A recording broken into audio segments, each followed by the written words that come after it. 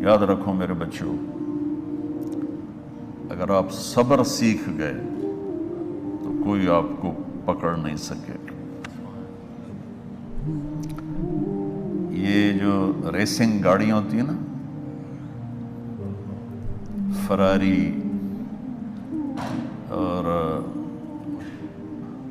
مختلف ان کے نام ہیں، مشہور فراری ہے، اٹلی میں بنتی ہے، لیمبرگینی، یہ دونوں بنتی ہیں وہاں اٹلی میں، اور اس میں جو آدمی جا رہا ہو اس کے لیے سپیڈ لمٹ کی قید کوئی نہیں، ورنہ سب گاڑیوں پہ 120 کلومیٹر پر کے اوپر جائیں گے تو جرمانہ ہوگا، لیکن جو آدمی لیمبرگینی میں جا رہا ہے یا فراری میں جا رہا ہے اس کے لیے کوئی جرمانہ نہیں، چونکہ وہ یوں کرو تو 1 سیکنڈ میں وہ 120 پہ چلی جاتی ہے، صرف اتنا کرنے سے شو ایسے جاتی ہے۔ تو میں آپ کو ایک لیمبرگینی دینا چاہتا ہوں، فراری 8 کروڑ کی ہے، فراری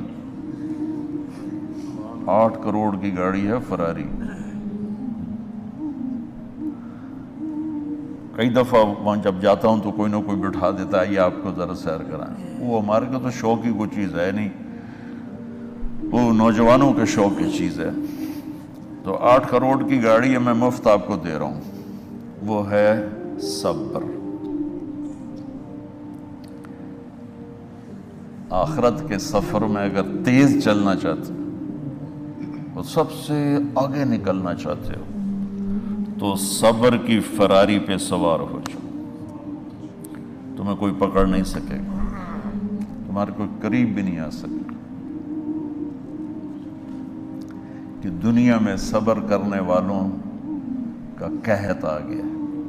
بڑے بڑے علماء ہیں اخلاق سے خالی، بڑے بڑے علماء ہیں صبر جانتے ہی نہیں، اور پورا معاشرہ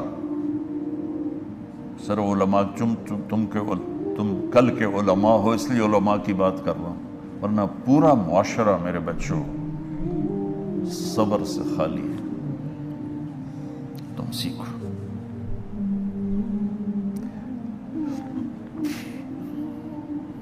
دیکھو میری ایک بات سنو، علم کی کمی ہو تو اچھے اخلاق اس کو چھپا دیتے، اخلاق کی کمی ہو تو بڑے سے بڑا علم بھی اسے چھپا نہیں سکتا۔ سارے عیب ہوں اور اخلاق اچھے ہوں تو اخلاق وہ چادر ہے جس میں سارے عیب چھپ جائیں گے، اور ساری صفتیں ہوں اور بد اخلاق ہو تو ہر صفت کو بد اخلاقی چھپا دے گی۔ میرے نبی نے نماز لمبی پڑھی، اللہ نے روک دیا، کہا نہیں چاہیے، ما انزلنا علیک القرآن لتشقی، مختصر نماز پڑھیں، درمیانی نماز پڑھیں، پیسہ سارا خرچ کر دے، اللہ نے روک دیا، ولا تبسطها کل البسط، میرے نبی سارا خرچ نہ کرو، کچھ بچا کے بھی رکھو۔ تبلیغ میں اپنی جان کھپائی، اللہ نے اس سے بھی روک دیا، فلا تذهب نفسک علیہم حسرات، تبلیغ کرو خود نہ مر جاؤ۔ تبلیغ کتنا بڑا عمل ہے، اللہ نے کہا اعتدال۔ نماز کتنا بڑا عمل ہے، اللہ نے کہا درمیانہ ہاتھ رکھو۔ مال خرچ کرنا کتنا بڑا عمل ہے، اللہ نے کہا درمیانہ ہاتھ رکھو۔ جب میرے نبی نے اخلاق میں بلند پرواز دکھائی تو اللہ نے کہا شاباش انک لعلی خلق عظیم، میرا نبی میں آپ کو شاباش دیتا ہوں، آپ کے اخلاق بڑے عالی شان ہیں۔ یہ نہیں کہا کہ اتنے بھی ذرا تھوڑا اکھ بھی کھائی کر کو کوڑا ہویا کر، تو تم مولوی بڑے غسیلے ہوتے ہو، تم میرے بچے بیٹھو نا اس لیے بات کر رہا ہوں۔ صبر نام کی شے ہی نہیں ہوتی۔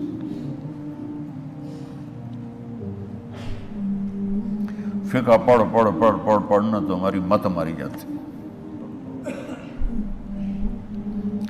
قرآن کو بھی فقہ کے انداز میں پڑھتے ہیں، حدیث کو بھی فقہ کے انداز میں پڑھتے ہیں۔ بخاری سے زیادہ امام بخاری پڑھاتے ہیں. ترجمۃ الباب پہ اتنا وقت لگا دیتے ہیں کہ حدیث جو اصل چیز ہے اس کی طرف توجہ نہیں جاتی. امام بخاری کی کتاب کا مقدمہ کوئی نہیں، تو اس پر جب بخاری شروع ہوتی ہے تو ہفتہ ہفتہ اس پہ سبق چلتا ہے کہ امام بخاری نے مقدمہ کیوں نہیں لکھا. جی میں سارے مل کے یعنی امام صاحب نے تو گلاں کی جاتی. میں اس کا اتنا آسان 1 منٹ میں اس سارے سبق کو ختم کر دیتا ہوں بخاری شریف کے، کہ دیکھو بھائی امام صاحب کا دل نہیں کیا مقدمہ لکھنے کو، اس لیے انہوں نے نہیں لکھا. گلموں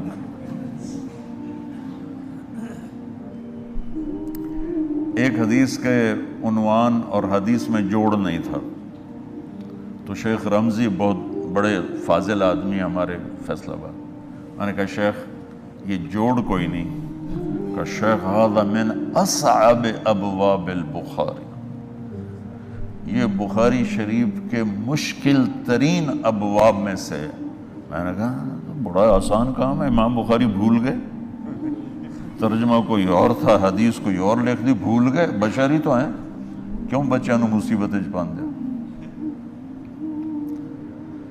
تو بچوں شوق سے جاؤ، بہانے نہ کرو. ہماری طرح تھوک ڈال کے پیٹ میں درد، کوئی شامہ پہ جان گیا پھر توڑیاں. ٹھیک ہے نا، میں زیادہ بول نہیں سکتا ہوں، ضروری سمجھ کے آیا تھا کہ تم خوشی سے جاؤ.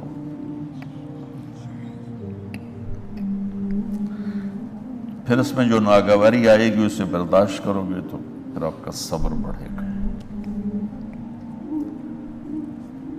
تو میں صرف میری شہرت نظر آتی ہے، اس میں جتنا مجھے صبر کرنا پڑا ہے وہ تمہارے سامنے نہیں ہے. جتنی کڑوی گولیاں میں نے کھائی ہیں لوگوں سے وہ تو تمہیں نہیں پتا. اب تمہیں اتنا نظر آتا ہے کہ واہ واہ ہو رہی ہے آگے پیچھے لوگ. میرے اللہ کا کرم ہے، میری کیا اوقات.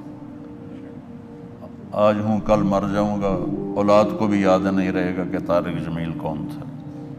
جو ہے اس میرے رب کا کرم ہے. مجھے اپنی شہرت سے کبھی دھوکہ نہیں لگا. تو میرے بچوں اس لیے بتا رہا ہوں، کوئی فخر نہیں، کہ مجھے اپنی شہرت سے کوئی دھوکہ نہیں. ایک لمحے کے لیے بھی مجھے دھوکہ نہیں. میرے دل کی گہرائیوں یہ بات اتری کہ سب میرے اللہ کا فضل ہے. اور برائی کرنے والا اور اچھائی کرنے والا میری نظر میں برابر ہو گیا ہے. برابر ہونے کا مطلب پہلے سمجھو. تو مجھے گالی دو گے مجھے تکلیف ہوگی، تو میری تعریف کرو گے مجھے خوشی ہوگی. اس کو برابری نہیں کہتے، وہ تو ایک طبعی چیز ہے. یہ میں نے ہاتھ پہ اپنا ہی ہاتھ مارا تو اس کو درد ہو رہا. تو اگر میں مولوی شوکت صاحب سے بدتمیزی سے بات کروں گا تو ان کو تکلیف ہوگی، اور میں ان کی قربانیاں بیان کروں گا. یہ ذرا کھڑے ہونا، ادھر ہاتھ دو. یہ اس سارے نقشے کے بانی ہیں.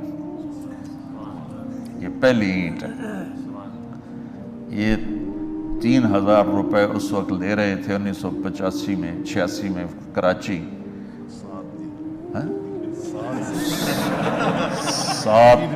7,000 ان کی تنخواہ تھی، اور میں نے ان کو تلمبے میں بلایا 900 روپے مہینے پر.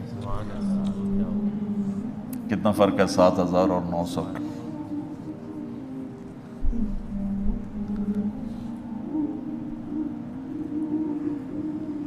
لوگ میری تعریف کرتے ہیں، میں اللہ کا شکر ادا کرتا ہوں، اور اس پہ میں تکبر میں نہیں آتا. یہ ہے مدح اور ذم برابر ہو جائے، یعنی تعریف کرنا اور برائی کرنا برابر ہو جانے کا مطلب یہ نہیں ہے کہ برائی سن کے اثر نہیں ہوتا اور تعریف سن کے اثر نہیں ہوتا. نہیں، برابر ہونے کا مطلب بتا رہا ہوں.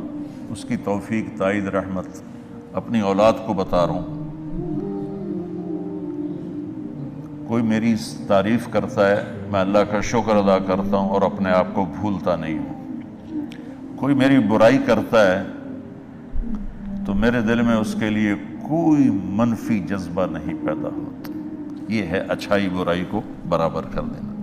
کہ میرے اوپر مختلف الزام لگتے ہیں تو میں ان کو پی جاتا ہوں اور اس طرح کا معاملہ کرنے والوں سے اپنے دل کو بالکل صاف رکھتا ہوں، بالکل صاف، اور میرا ان سے معاملہ اسی طرح ہوتا ہے جیسے پھر آؤ جی